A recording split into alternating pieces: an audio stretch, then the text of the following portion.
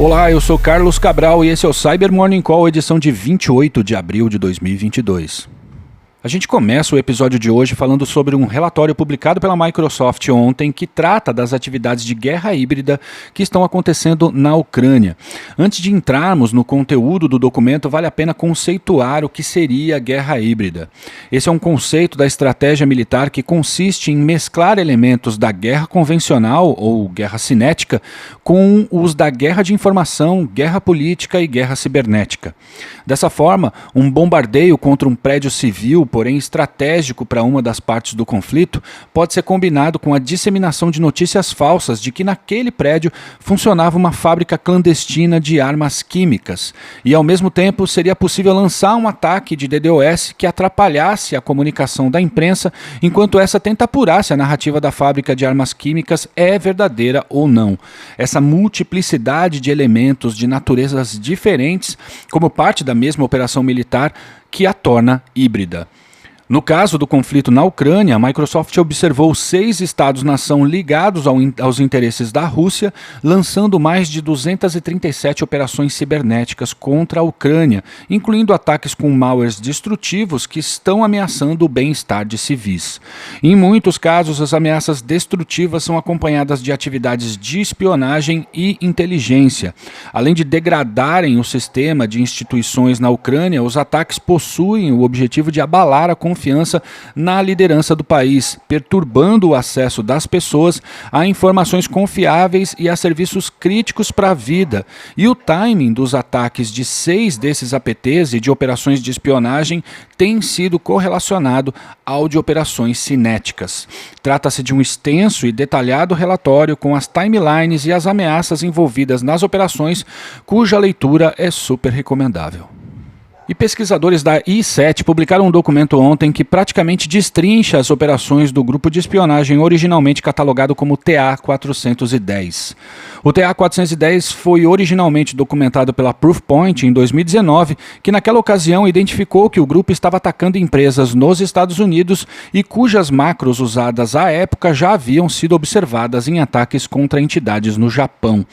Dessa vez, parece que o entendimento sobre a atividade do TA-410 se tornou mais claro, e o grupo seria composto por 3 times, os quais foram batizados de Flowing Frog, Looking Frog e Jolly Frog, cada um com seu kit de ferramentas e alvos distintos. O Flowing Frog é conhecido por adotar um kit que converte arquivos RTF em arquivos maliciosos, chamado Royal Road, bem como um implante chamado Tendrion e um backdoor chamado Flow Cloud. Ataques do Flowing Frog foram identificados contra uma universidade, uma missão diplomática estrangeira de um país no sul da Ásia, porém atuando na China, e uma companhia mineradora. O Looking Frog, por sua vez, usa os backdoors X4 e Lookback e tem atuado contra missões diplomáticas, entidades de caridade, de governo e da indústria. Já o Jolly Frog só usa ferramentas de malware genéricas, como o PlugX e o Quasar Rat. Isso porque, quando um atacante usa o malware usado por muitos, se torna mais difícil identificá-lo no meio da multidão. Os alvos do Jolly Frog têm sido entidades militares, religiosas e de educação, bem como missões diplomáticas. E o Trojan de acesso remoto PlugX foi documentado em uso por mais um grupo ontem. Pesquisadores da SecureWorks detectaram uma campanha operada pelo grupo chinês catalogado como Mustang Panda, mas que a SecureWorks o chama de Bronze President, a qual teve como alvo militares russos. E aí você pode estar se perguntando, mas os chineses não são aliados da Rússia? E para responder a isso vale a pena repetir uma frase que é meio que um chavão nos estudos da política internacional, a de que países não têm amigos, países têm interesses. Então, não é de se espantar que aliados em diversas áreas estejam o tempo todo se espionando. O processo de infecção nessa campanha é baseado em executáveis disfarçados de PDFs que baixam uma versão customizada do PlugX de um servidor remoto. O PlugX permite ao atacante conduzir atividades como controlar o teclado e o mouse da vítima, extrair capturas de tela, capturar tudo que é digitado, gerenciar processos e executar comandos no alvo. E repercutiu na imprensa especializada ontem a descoberta de uma falha no repositório de pacotes NPM, cujo objetivo era o de persuadir as vítimas a baixarem um pacote malicioso que poderia estar vinculado a alguma pessoa com alta reputação nesse ecossistema.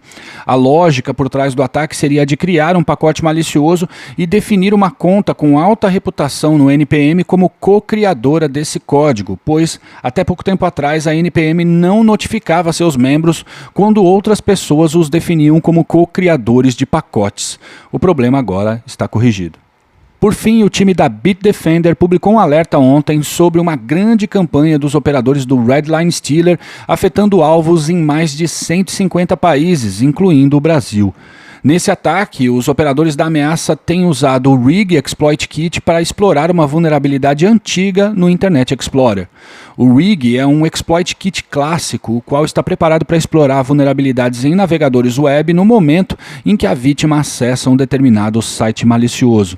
Nesse caso, a falha é a CVE 2021-26411, uma vulnerabilidade de Memory Corruption para a qual existe correção desde março do ano passado. Basta as pessoas e empresas atualizarem os seus computadores para evitarem esse ataque. O Redline Stealer foi feito com o objetivo de roubar dados como senhas, cartões de crédito e logins de VPN. E é isso por hoje, obrigado por ouvirem o Cyber Morning Call e tenham um bom dia. Você ouviu o Cyber Morning Call, o podcast de cibersegurança da Tempest. Nos siga em seu tocador de podcast para ter acesso a um novo episódio a cada dia. E para saber mais sobre a Tempest, nos siga no Instagram, Twitter e LinkedIn ou acesse www.tempest.com.br.